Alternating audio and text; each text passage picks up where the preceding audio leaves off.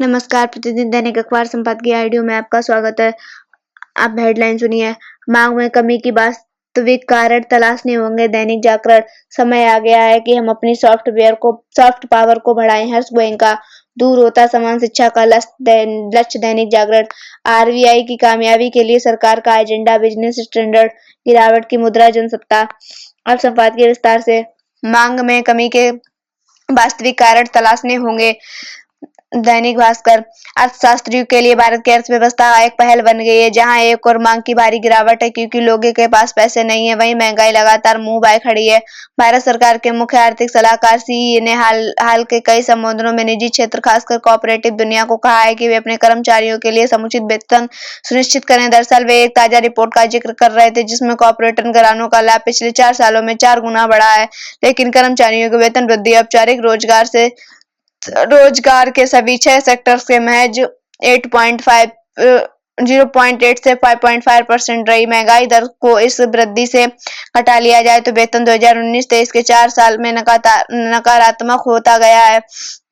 CEA की चिंता सही है। अगर वेतन लगातार नकारात्मक होता रहा तो वेतनभोगी अपने खर्च में कटौती ही करेंगे, लेकिन सरकार को यह भी देखना होगा कि क्या मांग घटाने का सिर्फ यही कारण है। क्या यह सच नहीं है कि कुल रोजगार में आधे से ज्यादा लोग स्वरोजगार में लगे हैं? क्या यह भी गलत है कि किसान, खेत मजदूर भी बदतर स्थिति में हैं और उनका जीवन भी महंगाई से त्रस्त है, जिससे मांग पर असर पड़ा है? लिहाजा केवल कोऑपरेटिव व निजी क्षेत्र पर अपनी असफलता का ठीकरा फोड़ना सच मुंह फोड़ने जैसा होगा।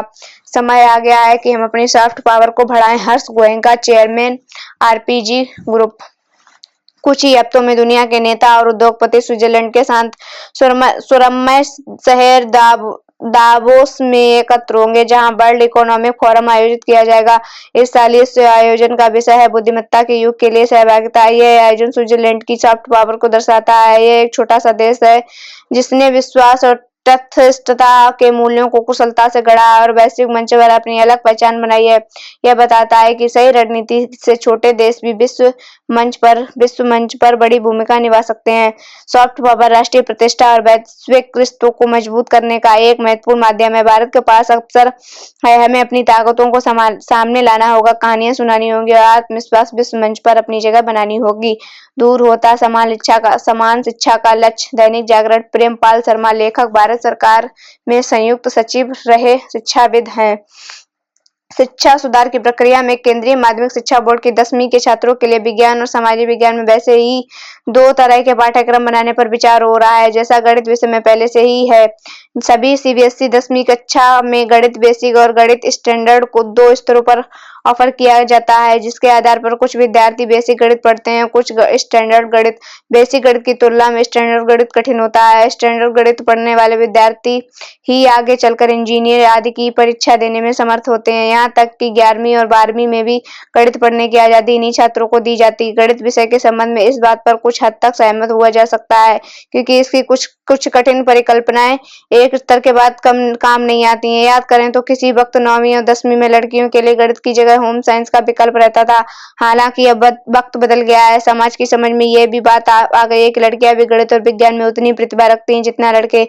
यही कारण है कि ताजा आंकड़ों के अनुसार इंजीनियरिंग कॉलेज में 30% लड़कियां इंजीनियरिंग पढ़ रही हैं। मौजूदा सरकार ने तो एक ऐतिहासिक कदम बढ़ाते हुए आईआईटी में 20% सीट लड़कियों के लिए आरक्षित कर दी है, लेकिन दो अलग तरह के पाठ्यक्रम की यही बात विज्ञान और सामाजिक विषयों के लिए सही नहीं होगी। हालांकि नई शिक्षा नीति के पाठ्यक्रम को मजबूत बनाने प्राइमरी एवं उच्च स्तर अपनी भाषाओं में पढ़ाई पर जोर दिया गया है, लेकिन इस शिक्षा में सभी कोई विशेष प्रगति नहीं दिखी है। इसके अलावा 11वीं एवं 12वीं और दूसरे स्तरों पर अपनी मर्जी से विषय लेने की बात जो 4 साल पहले हुई थी, उस दिशा में भी ठोस कदम नहीं बढ़ाए जा सके हैं। शिक्षा की पुरानी शैली यथावत जारी है, बल्कि उसमें और गिरावट आई लगती है, जिसका परिणाम देश में आत्महत्या करने वाले विद्यार्थियों और बाहर जाकर पढ़ने वाले छात्रों की संख्या में अप्रत्याशित है। प्रत्याशित वृद्धि है। यह न केवल भूलें कि शिक्षा प्रणाली में बदलाव भावी पीढ़ियों को भी प्रभावित करती है। पिछली सदी के छठे दशक में अंतरिक्ष विज्ञान में जब रूस आगे बढ़ता नजर आया तो अमेरिका ने अपनी विज्ञान नीति में आमूलचूल बदलाव किया, जिसका प्रभाव नजर आ रहा है दुनिया में। आज अमेरिका दुनिया का अगुवा बना है। वक्त आ गया है कि दुनिया भर की शिक्षण पद्धतियों को सीखते हुए हम भी अपनी विज्ञान और सामाजिक शिक्षा को ऐसा बनाएं कि दुनिया भर के लोग भारत में पढ़ने के लिए लालायित हों। आरबीआई की कामयाबी के लिए सरकार का agenda, business standard. KP Krishnan, भारतीय रिजर्व बैंक आरबीआई के नए गवर्नर को मुझ जैसे तमाम स्तंभकार उन अहम सवालों के बारे में सलाह दे रहे हैं जो उनके सामने हैं। मगर इस समय की खास बात है कि गवर्नर की सफलता के लिए जिम्मेदार सफल नहीं है। वित्तीय क्षेत्र का नियमन करने वाली तमाम एजेंसियों संसद द्वारा कार्यपालिका की सलाह पर बनाई जाती है। वित्त मंत्रालय इन एजेंसियों की भूमिका, शक्ति, शासन प्रक्रिया और जवाबदेही तय करने वाले कानून बनाता है। 2016 में विधायी बदलावों की मदद से मुद्रास्फीति को लक्ष्य करने वाली व्यवस्था तैयार की गई थी। अगले बजट में उसे याद करना चाहिए और अगले कुछ साल में रिजर्व बैंक की जिम्मेदारी को स्पष्ट करने की योजना बनानी चाहिए। ये तमाम विचार और कानूनी के मसौदे विशेषज्ञ समितियों की रिपोर्ट में मौजूद हैं, खास तौर पर वित्तीय क्षेत्र विधायी सुधार आयोग की रिपोर्ट में। गिरावट की मुद्रा जनसत्ता, डॉलर के मुकाबले रुपए की कीमत गिरकर 85 से अधिक हो गई। यह अब तक की सबसे बड़ी गिरावट है। बताया जा रहा है कि अमेरिका फेडरल रिजर्व ने अपनी नीतियों में बदलाव की वजह से ऐसा हुआ है। कोरोना के बाद दुनिया के तमाम देश मंदी की चपेट में आ गए हैं। उससे उबरने के लिए सभी ने अपने तरीके से उपाय किए। अमेरिका फेडरल ने अपनी ब्याज दरों में कटौती कर उसे 4.5% पर ला दिया है। इस तरह डॉलर की स्थिति मजबूत हुई है। फिर जब राष्ट्रपति चुनाव में डोनाल्ड ट्रंप की विजय हुई, निवेशकों को लगने लगा कि वहां निवेश करना सबसे फायदेमंद है। इसलिए बहुत सारे निवेशकों ने भारत से पैसे निकालकर अमेरिका का रुख कर लिया। विदेशी मुद्रा भंडार में भी चीजें दर्ज शुरू हो गई। पिछले कुछ समय तक डॉलर के मुकाबले रुपए की कीमत में गिरावट लगभग रुकी हुई थी, जब विशेषज्ञों ने कहना शुरू कर दिया कि सरकार विदेशी मुद्रा भंडार से डॉलर की निकासी करके रुपए की कीमत को रोक रखा है। मगर अब वह तरीका भी शायद काम नहीं आ रहा है।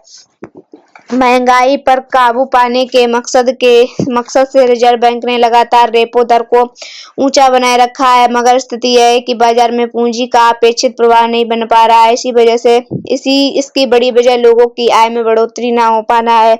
इन स्थितियों का असर प्रत्यक्ष विदेशी निवेश पर पड़ता है। जैसे ही बाहरी निवेशकों को लगने लगता है कि किसी देश में उपभोक्ता व्यय घट रहा है तो वे वहां निवेश करने से बचते हैं। पिछले कुछ समय से हमारी विकास दर और उसमें भी निर्माण क्षेत्रों की स्थिति संतोषजनक नहीं है। ऐसे में डॉलर की आवक कम हुई है। इस स्थिति में रुपए की कीमत घटनी शुरू हो जाती है। भारत में सिलसिला लगातार बना हुआ है। इससे अर्थव्यवस्था को लेकर चिंता बढ़नी स्वाभाविक है। सरकार अर्थव्यवस्था को 5 लाख करोड़ डॉलर तक ले जाने का संकल्पित है, मगर रुपए की गिरावट का रुख देखते हुए इसका भरोसा नहीं बन पाता।